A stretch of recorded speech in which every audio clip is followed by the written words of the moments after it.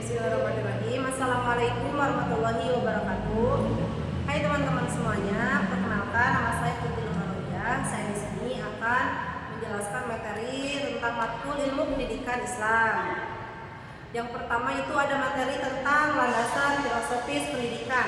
Landasan filosofis merupakan fondasi konseptual yang didasari seluruh aspek penyelenggaraan pendidikan agama Islam. Ada pula sumbernya, yaitu ada Al-Quran, hadis, dan ijtihad. Ada pula tujuannya, yaitu menurut Hasan Nanggulung, yang pertama sebagai fungsi spiritual, yaitu berkenaan akidah dan iman. Yang kedua ada fungsi psikologis berkaitan dengan tingkah laku individu. Yang ketiga ada fungsi sosial, yaitu berkaitan dengan aturan-aturan menghubungkan antar manusia. Lanjut, yang kedua materi yaitu tentang sejarah pendidikan Islam. Sejarah pendidikan Islam pada masa Rasulullah. Pada masa ini Islam diartikan sebagai pembudayaan ajaran Islam, berbentuk melengkapi, ada juga yang bertentangan dengan budaya Arab yang sudah ada, bahkan ada kalanya meluruskan kembali ajaran yang menyimpang. Lalu ada yang kedua itu pada masa Khulafaur Rasyidin. Pada masa ini ada beberapa fase, yaitu fase Abu Bakar, Umar, Utsman, dan Ali. Yang pertama itu ada pada masa Abu Bakar. Terhitung sangat pendek, tapi beliau telah berhasil meletakkan fondasi kekuatan bagi perjuangan dan perluasan pendidikan dan dakwah Islam. Pendidikan ini hampir sama dengan yang dilakukan Rasulullah. Ada yang kedua yaitu pada masa Umar bin Khattab. Beliau juga membangun tempat-tempat pendidikan, menggaji imam, guru-guru, muadzin dari dana Baitul Mal. Oleh karena itu, pelaksanaan pendidikan pada masa Umar lebih mapan karena negara berada dalam keadaan stabil dan aman.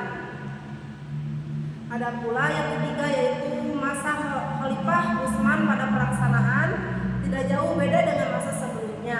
Pola masa Utsman ini lebih ringan dan mudah dijangkau. Ada pula yang keempat yaitu pada masa Khalifah Ali bin Abi Thalib.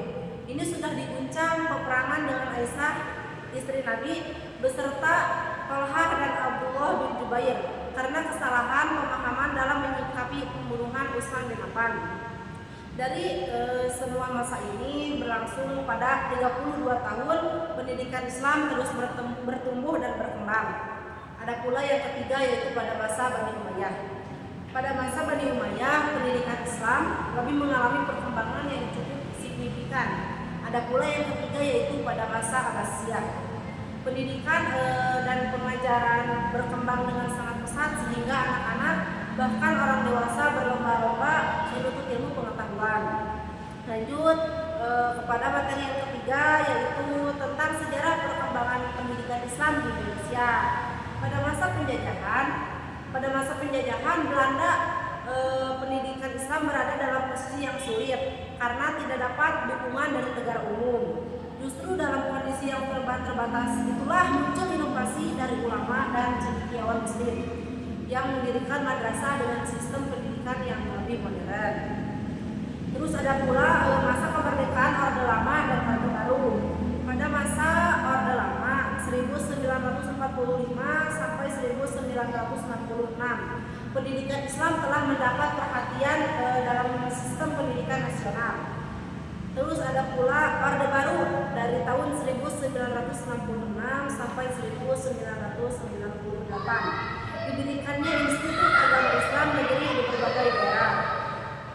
Masa pasca reformasi 1998, sekarang adanya legalitas dan pengakuan formal, otonomi dan modernisasi, transformasi lembaga pendidikan Islam, digitalisasi dan inovasi. Lanjut kepada materi selanjutnya. Pendidikan formal adalah pendidikan yang dilakukan melalui jalur pendidikan di sekolah-sekolah. Jalur ini memiliki jenjang pendidikan yang runtut dan jelas. Pendidikan formal dimulai dari pendidikan dasar, berlanjut ke menengah hingga pendidikan tinggi. Lalu ada lembaga pendidikan Islam yang diselenggarakan secara formal merupakan lembaga pendidikan yang struktur dan berjenjang, di mana lembaga tersebut terbagi atas pendidikan dasar, pendidikan menengah, dan pendidikan tinggi. Hal tersebut juga sesuai yang disebutkan dalam Undang-Undang Nomor 23 Tahun 2003 Nomor 23 Tahun 2003 tentang Sistem Pendidikan Nasional. Lalu ada pula pendidikan formal adalah pendidikan yang diselenggarakan secara terstruktur, memiliki jenjang atau tingkatan, berada di dalam periode waktu-waktu tertentu, dilangsungkan dari sekolah dasar sampai dengan jenjang universitas. Pendidikan formal selain mencakup program pendidikan akademis umum, juga meliputi berbagai program khusus serta lembaga yang dipergunakan untuk berbagai macam pelatihan teknis dan profesional. Lalu ada juga itu tentang pendidikan non formal. Pendidikan non formal dapat didefinisikan sebagai jalur pendidikan di luar pendidikan formal yang dapat dilaksanakan secara terstruktur dan berjenjang. Pendidikan non formal adalah kegiatan belajar yang disengaja oleh warga belajar dan pembelajaran di dalam suatu latar yang diorganisasi berstruktur yang terjadi di luar sistem persekolahan. Lalu pendidikan non formal bisa dilakukan oleh siapa saja.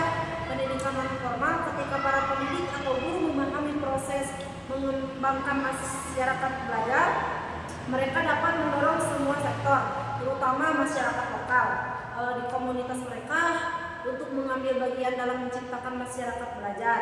Di Indonesia sendiri, perkembangan lembaga pendidikan Islam non formal sejalan dengan satuan pendidikan yang ditetapkan oleh Undang-Undang Sikdinas Nomor 20 Tahun 2023 Pasal 26 Ayat 3. Lalu ada pula yaitu pendidikan formal.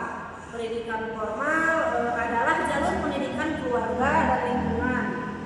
Kegiatan pendidikan informal yang dilakukan oleh keluarga dan lingkungan berbentuk kegiatan belajar secara mandiri. Hasil pendidikan diakui sama dengan pendidikan formal dan non formal, serta peserta didik lulus ujian sesuai dengan standar nasional. Pendidikan informal dalam ruang lingkup pendidikan Islam mempunyai keterkaitan erat dengan konsep keluarga sebagai sekolah pertama bagi setiap manusia. Hal tersebut menjadi sebuah konsep pendidikan yang tidak terpisahkan karena dalam Islam pun dijelaskan bahwa sekolah pertama setiap manusia itu adalah keluarga dan guru pertama dan kehidupan adalah orang tua. Lalu ada pendidikan formal merupakan pendidikan yang banyak memberikan berkah soft skill kepada peserta didik.